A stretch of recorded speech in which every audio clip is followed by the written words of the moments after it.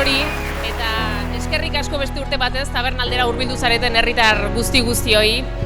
Aipamen berezia egin nahi diogulako txakolin gorriari. Gainontzeko lurraldeetan beltza izenez ezaguna den hori hemen Bakion txakolin gorria da. Merkatuak egia da, zuria erdigunean jarri duela, baina hala eta guztiz ere gure upategiek eutsi egin diote gorriari, ardau baltzari. Eta hori ere eskertu nahi diegu noski, tradizioa eta gaurkotasuna eskutik hartuta aurrera egin dutelako eta hori esan bezala gaur azpimarratu nahi dugu.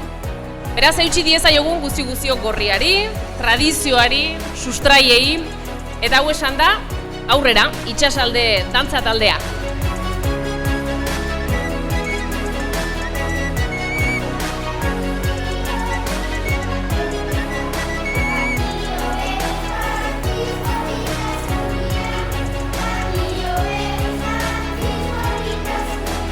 Ongi etorri Jose Angel Iribar Kortajarena.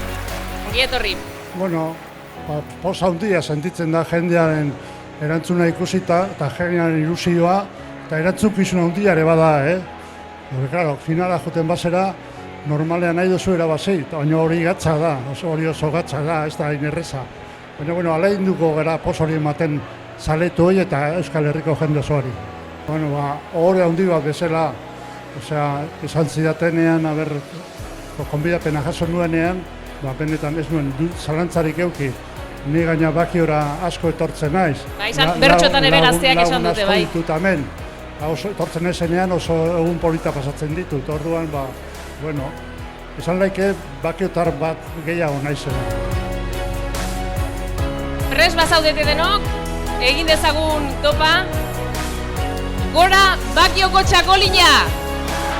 Gora Bakio!